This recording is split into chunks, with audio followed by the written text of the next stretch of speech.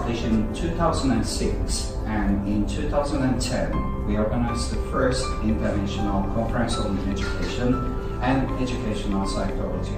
Firstly, love, and secondly, the technique. So let's enjoy each other's and these. Because it is a well-stated fact that happy kids learn best. There are a number of different kind of math games what help students to count and also get better numerals.